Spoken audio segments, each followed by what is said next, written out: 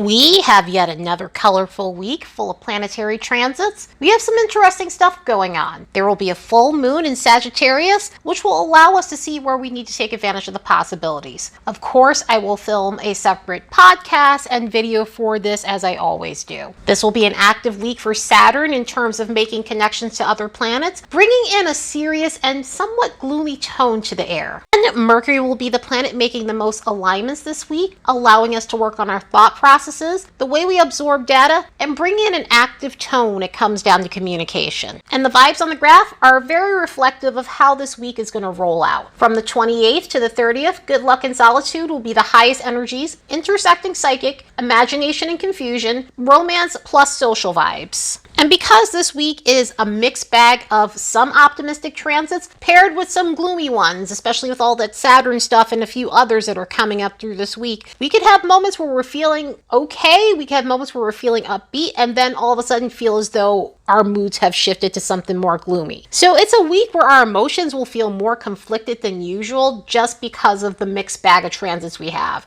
And it could create those moments where we're needing time to ourselves. Solitude has been coming up a lot in the month of May, and this week is no different. I mean, we're going into June as well, and that stuff will pop up in June because of some of the transits we're having. But so it'll create moments where on one hand, we'd like some company. On the other hand, we need some space to ourselves. That steady stream of psychic energy continues until the 2nd, along with social energy, and it'll intersect solitude, romance, and emotional sensitivity. Again, this is a very triggery week, and it's also a week where, we have our upbeat moments, and we have those moments where we may feel more sensitive than normal. Maybe we feel more sensitive than normal to energies or the way other people are speaking. So it's causing us to feel off kilter in our social situations and also romantic situations. So our moods could be weird. And also with that psychic energy and all the stuff that's going on, we may be picking up on other people's vibes, we may be picking up on other people's moods, and that could cause us to feel a little bit off kilter as well. And by the 3rd, mental energy will be present. It's a small amount, and by that point in time, we may be ready to move forward from the heaviness of the week, causing mental energy to be a bit lower, which is interesting because there is a Mercury-Uranus conjunction going on this weekend. So generally with that, our minds are super active under that energy. So yeah, this is a colorful week for sure. Let's look at the next bunch of days and see what we can expect.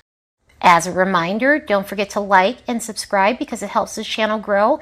And if you'd like to support the work of this channel, you could do so by buying me a fresh cup of coffee. There's a link in the description box below.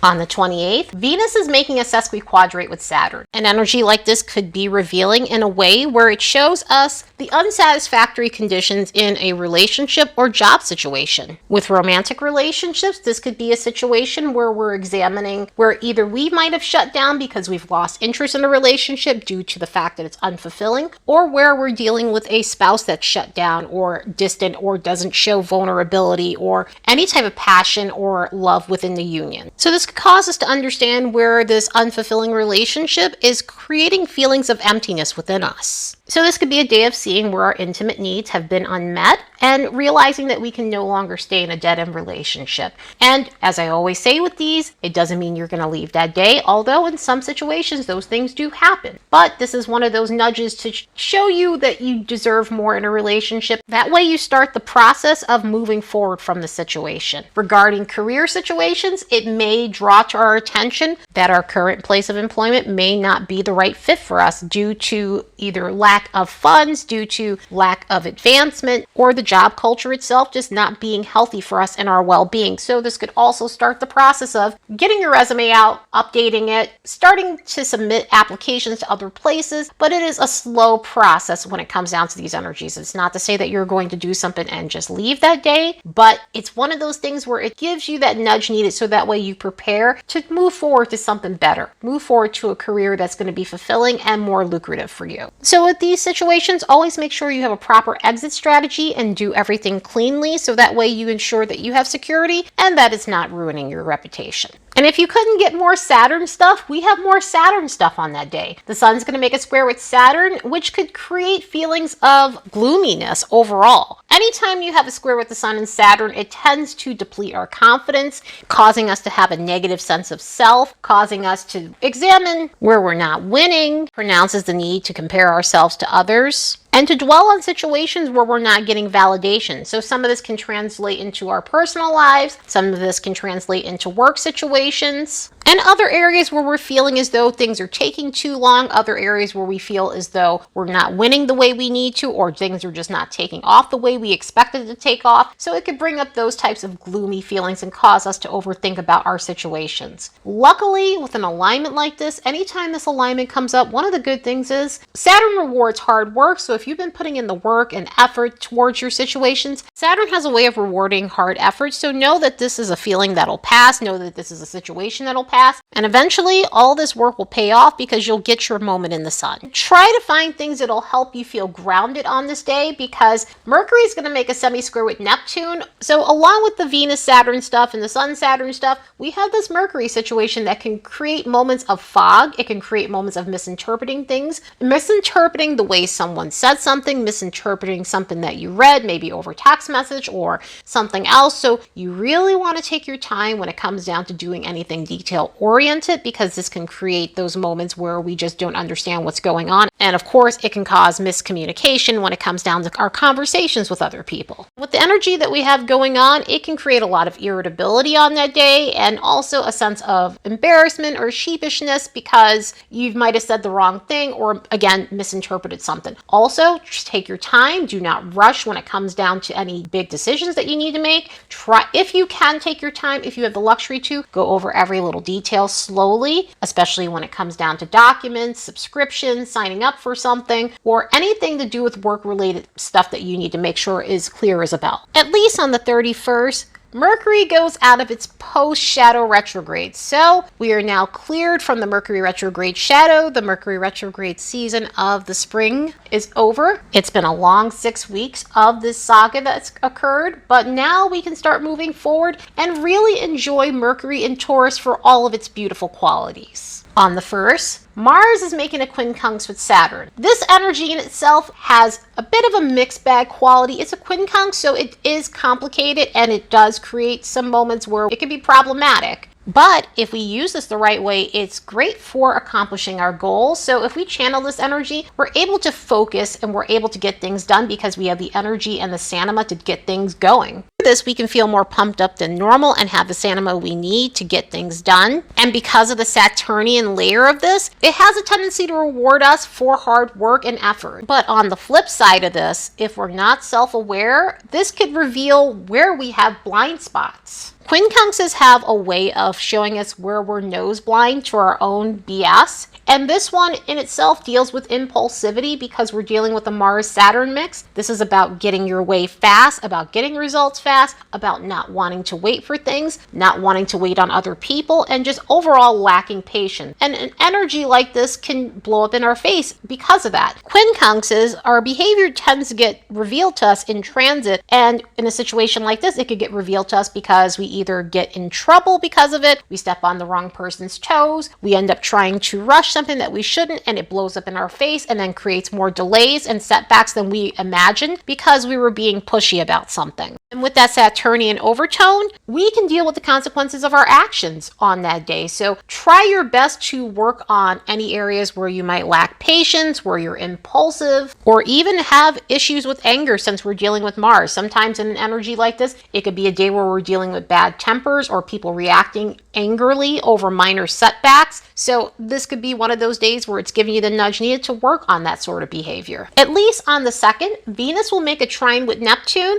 This is one of the reasons why we were getting psychic energy. We also had some imagination and confusion because of some of the Neptune connections throughout this week. But this energy in itself is lovely because it brings in a sense of mysticism in your love life. In other words, this could be a day where we're feeling more connected on a spiritual level than normal when it comes down to our romantic situations. So it could be a day of craving higher vibrational connections when it comes down to our romantic lives. This upbeat vibe brings in a storybookish sort of tone when it comes down to love life scenarios. So if you're single, this might be a time where you're meeting someone where there's a soul connection and it feels almost unreal for that reason. And you're meeting someone where there's a sense of magic between the two of you. In already established unions, this could be a day that's incredibly romantic. Intimacy-wise, it could be very much off the charts. It could be a day of connecting on a spiritual level. It could be a day of feeling like you're connecting on a telepathic level with one another. It truly has a melding tone when it comes down to romance under this alignment. It's also an excellent alignment to break away from reality in a healthy manner. Neptune and Venus, when they come together, it gives us this urge to go after things we enjoy, but also to lose ourselves a little bit. So this could be losing ourselves in Neptunian things like good film or a documentary, music, attending a poetry reading, or visiting galleries, and also engrossing ourselves in culture. So this is excellent for letting our hair down after a crazy week. There's only a little caution with this because we're dealing with Neptune. Even in a harmonious alignment, it does cause a little bit of blur when it comes down to things, and it's connected with Venus. So there's a need to indulge a little bit, and we need to be mindful that we're not spending too much, because sometimes it creates the illusion that we have more than we do. And so you want to make sure you're not overdoing it when it comes to spending. Also, of course, because of the Neptune-Venus thing, it is a slippery slope. You just want to make sure you're not overdoing it when it comes down to stimulant and other feel-good things. And hopefully those Venusian and Neptunian vibes carry us through, because the next day on the 3rd, Mercury is going to make a semi-sextile with Chiron, which could enunciate the feeling of being on a negative thought loop. In other words,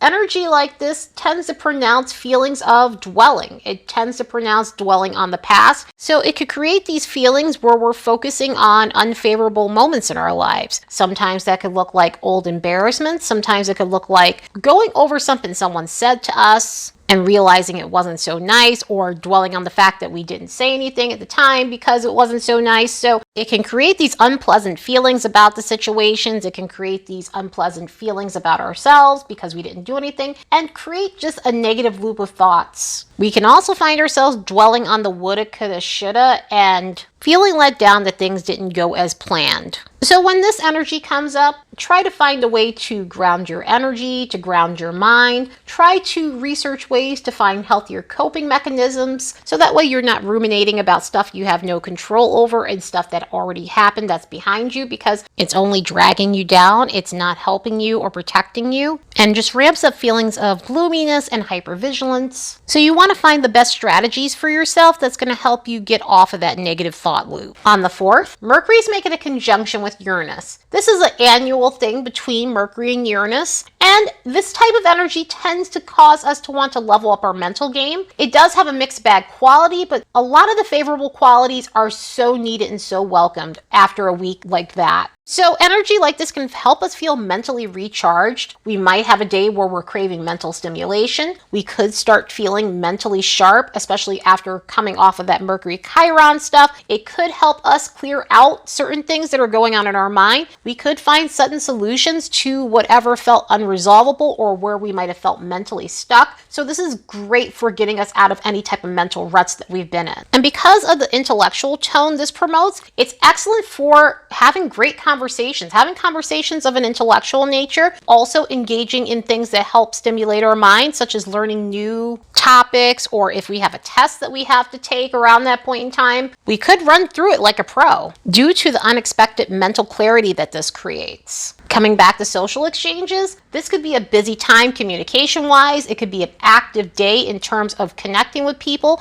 You may have the urge to mingle. You may have the urge to socialize. Your phone could be going off the hook. And it can bring in surprises when it comes down to communication. Because this is a mixed bag, sometimes it's a pleasant surprise, just hearing from someone that you didn't expect to. Sometimes it could be a weird situation where you're hearing from someone where it's just you didn't expect to hear from them, and it's just very weird and awkward between you guys. And on a technological level and scientific level, this is great for advancement. This is great for breakthroughs. This is great for breaking news in that area. So there may be some stories about some innovative thing that's coming out onto the market. Also, if we've been doing our own research on something, this could be a day where we're having sudden findings on something that we've been trying to understand. It's also one of those energies where it's great for playing with gadgets and just getting in touch with our techie side, also getting in touch with our scientific side. So overall, it's a lovely energy. The only thing with this is it has a wiredness to it. So there could be moments where we feel jittery. We could feel more excitable than normal. And so it can create moments where we feel a little more nervous than typical, or we feel hyper, and even in some ways irritable. But sometimes when you're pumped up on energy, it can create irritability, which is an unexpected side effect sometimes about that, because we always think high energy is upbeat in nature, but sometimes high energy can create irritability, because we could feel like we're in a rush on that day and have a low tolerance for people who move slowly, resulting in feeling irritated if someone's not moving as fast as we are. And speaking of fast, we also have to be aware of being overly impulsive and risk-taking, because energy like this, it promotes risk-taking, which can go in your benefit, but you want to make sure you're not rushing into it. You want to make sure you have a good plan and that it's something that's worth your time. Otherwise, it can blow up in your face and just be a complete waste of time. And because of the nature of this, it can have a pressure cooker sort of energy to it. So if something's been stagnant for a really long time, this can bubble over under this alignment. So this is where I say it's mixed bag. It has its sweet spots for sure, but it definitely has its other energies that can seem in a way a little chaotic. Anyway, I hope you all have the best week ever. Later, and see you in the next episode.